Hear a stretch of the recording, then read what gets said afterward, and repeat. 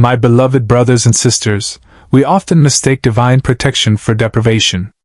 When Allah holds you back from a connection you crave, He isn't withholding love, He is sheltering your soul. You gaze at the horizon of your life, wondering why your heart remains a solitary traveler, yet what you perceive as a stagnant delay is actually an act of profound mercy. The Prophet taught us that Allah shields His servants from worldly desires that would ultimately lead to their ruin. Perhaps He is sparing you from a catastrophic heartbreak, or refining your character in the quiet. Sometimes, Allah keeps you single because He wants you to discover a transcendent love, one that never wavers, never withers, and never leaves. Sometimes your heart cries for something that would have decimated your peace, your self-worth, or your deen. Allah, in His infinite omniscience, sees the soul while you only see the surface. When a door is bolted shut, it is not rejection, it is divine intervention. There are individuals who appear radiant from a distance but carry internal tempests you were never meant to endure. One wrong person can act as a detour to your destiny, weakening your worship and fracturing your emotional well-being.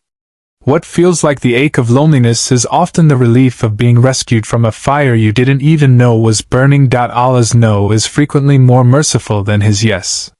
Your season of growth must precede your season of companionship.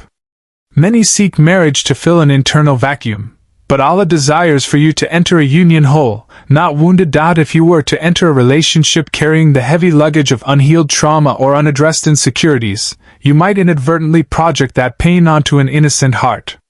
Allah utilizes this time to purify your intentions, shifting from wanting someone to wanting the right one. Fortify your boundaries, teaching you to recognize your worth so you don't settle for crumbs of affection.